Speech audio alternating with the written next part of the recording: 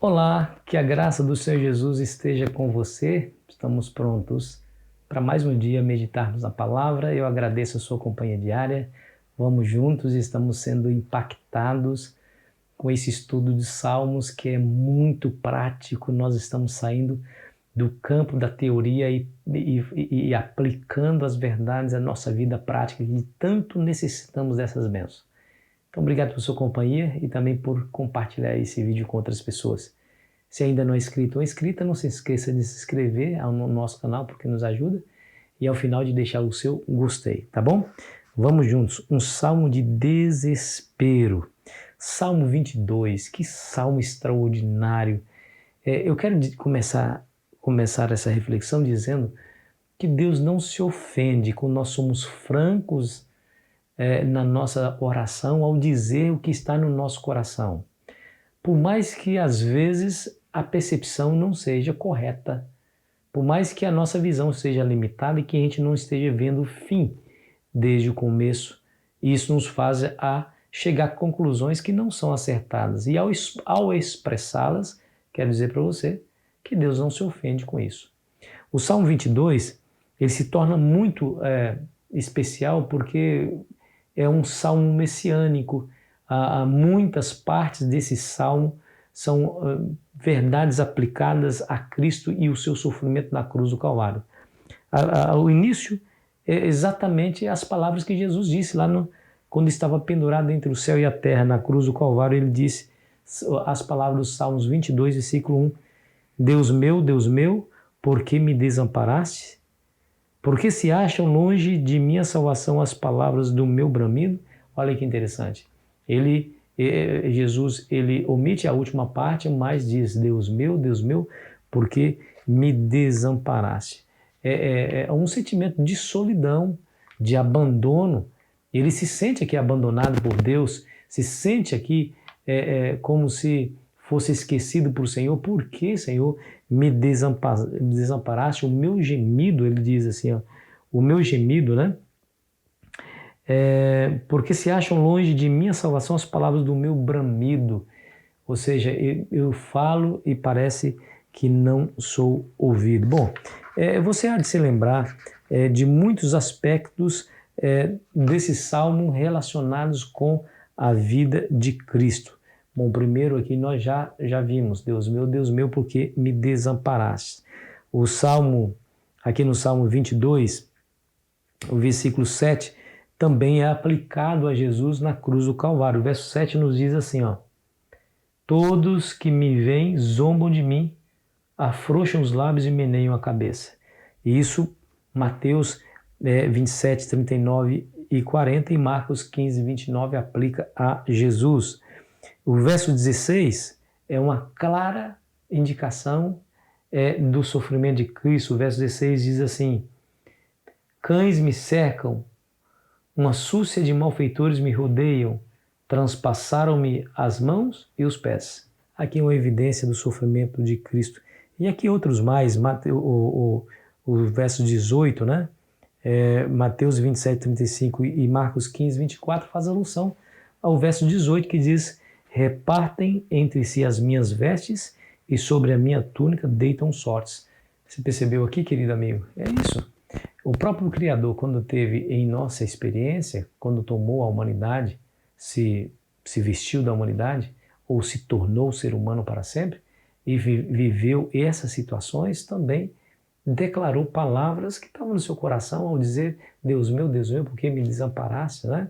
O sofrimento de Cristo e as palavras que ele usou demonstram que ser franco para com Deus, demonstrar na nossa oração aquilo que nos frustra, aquilo que nos deixa triste, por mais que às vezes sejam palavras apressadas e que mais tarde se provariam inadequadas, no sentido de que Deus mudaria toda a situação, que o fim seria outro.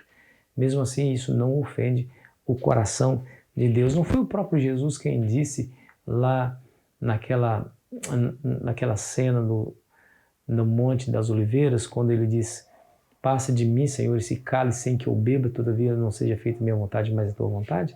Ele estava dizendo assim: Senhor, eu não quero passar por isso.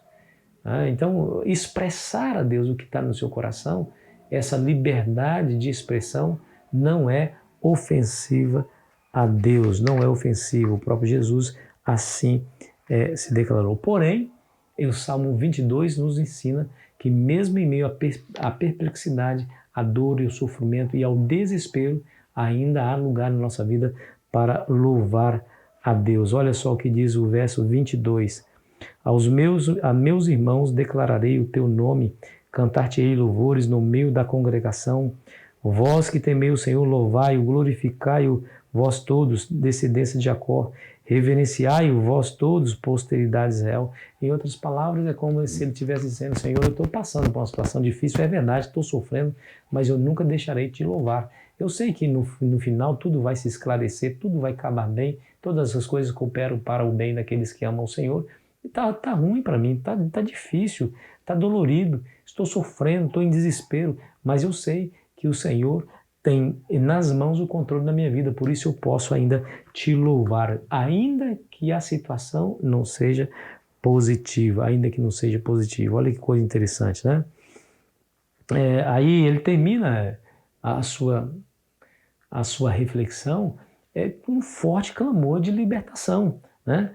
Um forte clamor de libertação. Ele vai dizer assim, verso 20: livra minha alma da espada e das presas do cão a minha vida. Salva-me das fauces do leão e dos chifres dos búfalos. Sim, tu me respondes.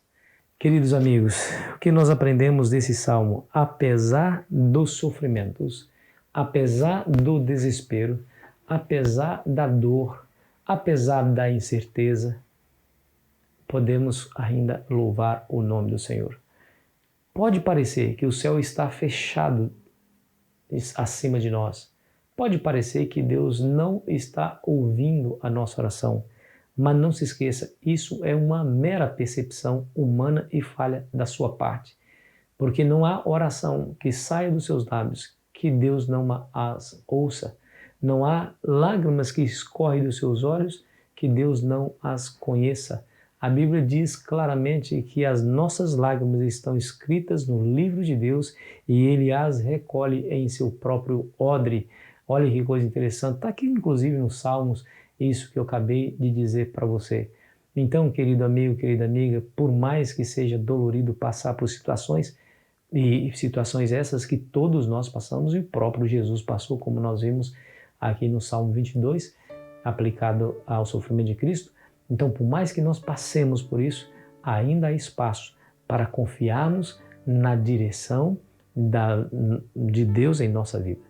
Ele pode fazer tudo para mudar a situação e se Ele não fizer, louvado seja o nome do Senhor. Lá no céu nós iremos obter todas as respostas essas que aqui não tivemos. Confie no Senhor, Ele te ama demais para te abandonar, Ele é o maior interessado no seu bem-estar. Se porventura estiveres sofrendo, é por alguma razão que Ele permite, ou para te aproximar mais dEle, para te aperfeiçoar, ou então para lhe corrigir. Não se esqueça, o fim sempre será mais bonito, porque todas as coisas cooperam para o bem daqueles que amam a Deus. Ore comigo. Senhor, nos ajude em meio ao sofrimento e ao expressar isso diante do Senhor através das nossas orações, nos ajude a confiar em Ti, porque Tu és bondoso, maravilhoso, cheio de amor e misericórdia. No final, tudo vai se esclarecer e tudo vai chegar à sua perfeita ordem. Nos ajude em meio ao caos a continuar confiando dessa maneira, em nome de Jesus. Amém. Querido amigo, querida amiga, foi bom estar com você. Amanhã continuaremos aqui a nossa jornada. Eu espero você ansiosamente. Aproveite bem o seu dia.